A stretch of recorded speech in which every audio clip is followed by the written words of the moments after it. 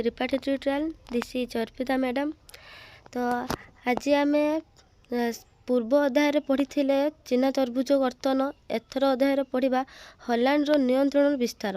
हलांड देशर केरंग नियंत्रण तार होइकी तार विस्तार होता से विषय पढ़ा। फास्ट कहला श्रीलंका प्रथमे पोर्तुगाल व परवर्ती काल रे हलांड एवं इंग्लैंड द्वारा अधिकृत होता। ताले श्रीलंका प्रथमे क्या द्वारा पोर्तुगाल परवर्ती काल रे क्या द्वारा हलांड आउ इंग्लैंड द्वारा अधिकृत होता। सिंगापुर समेत मालय को डच माने इंग्लैंड को देइथिबा द्वारा देई प्राच्यर समस्त व्यवसाय इंग्लैंड नियंत्रण रे रहिथिला। ताने कि सिंगापुर को समेत करी मालय रे सिंगापुर को समेत करी मालय रे डच मानकर इंग्लैंड को देइथिबा दूर प्रस्तावर समस्त व्यवसाय हलांड नियंत्रण रे रहिथिला। तापरे इंडोनेशिया व तार चारिपटे थिबा द्वीप गुड़िक क्रमे डच नियंत्रण रे रहिथिला। ने इंडोनेशिया द्वारा रही चारिपटे थिबा द्वीप गुड़िक डच नियंत्रण रही। ताने इंडोनेशिया रही द्वीप गुड़िक क्या नियंत्रण रही? इंडोनेशिया तार चारिपटे थिबा द्वीप गुड़िक डच मान नियंत्रण रे रहिथिला।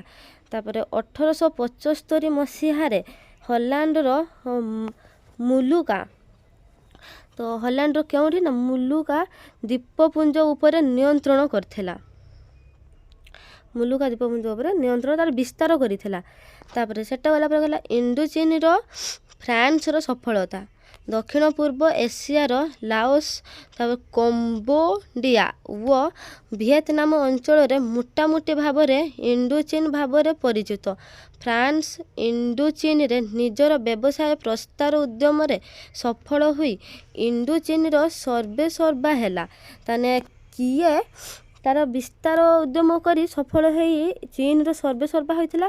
फ्रांस रो इंडोचीन रो निजर व्यवसाय विस्तार करी सफलता हुई इंडोचीन रो सर्वेसर्वा से होइतिला। तापर कर्मे उल्लेखित विभिन्न अंचल गुड़िक एकाठी करा जाई तार फरासी गवर्नर जेनेराल को द्वारा तत्वावधान रे रखिथिला। ताने से काहा फरासी रो गवर्नर किए थिले? फरासी गवर्नर जेनेराल को द्वारा। तो फरासी रो गवर्नर किए? जेनेराल को द्वारा तत्वावित रखिथिला। तापरे इंग्लैंड रो बर्मा अधिकार। बर्मा तुर्कीन ठारू मांडला पर्यंत रेलपथ निर्माण को 1880 मसीहा फ्रांस सरकार को अधिकार देला। फ्रांस साम्राज्य विस्तार आशंका करी इंग्लैंड एहार विरोध कला। बर्मा विरोध युद्ध घोषणा कला। तापरे इंग्लैंड बर्मा को परास्त करी ताहाकु 1886 मसीहा भारत सह मिसाई विराट इंग्रेज साम्राज्य विस्तार कला। ताने इंग्लैंड बर्मा अधिकार किपरि सब होइतिला ना से 1880 मसीहा रे फ्रांस सरकार को अधिकार देइतिला।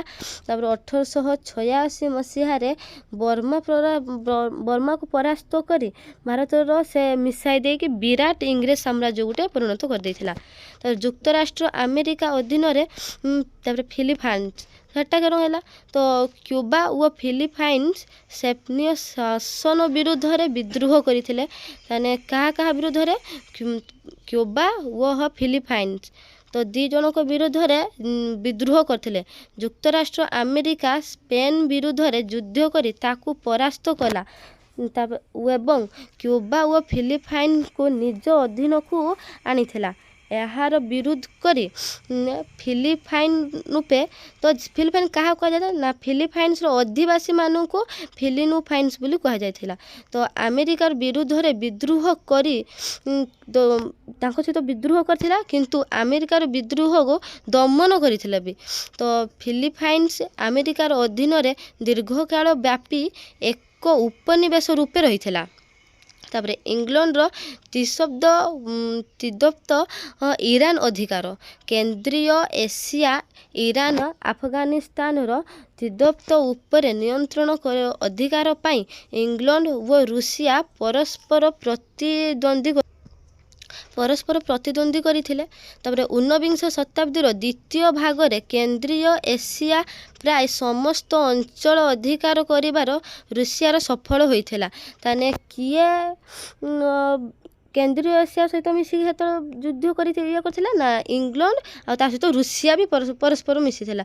କେତେ ମସିହାରେ ନା ଊନବିଂଶ ଶତାବ୍ଦୀର ଦ୍ୱିତୀୟ ଭାଗରେ କେନ୍ଦ୍ରୀୟ ଏସିଆର ପ୍ରାୟ ସମସ୍ତ ଅଞ୍ଚଳର ଅଧିକାର କରି ରୁଷିଆର ସଫଳ କରାଇଥିଲେ। 1907 ମସିହାରେ ଏକ ରାଜିନାମା ଅନୁଯାୟୀ ଦକ୍ଷିଣ ଇରାନ ଇଂଲଣ୍ଡର ଓ ଉତ୍ତର ଇରାନ ରୁଷିଆର କର୍ତ୍ତୃତ୍ୱାଧୀନ ହେଲା।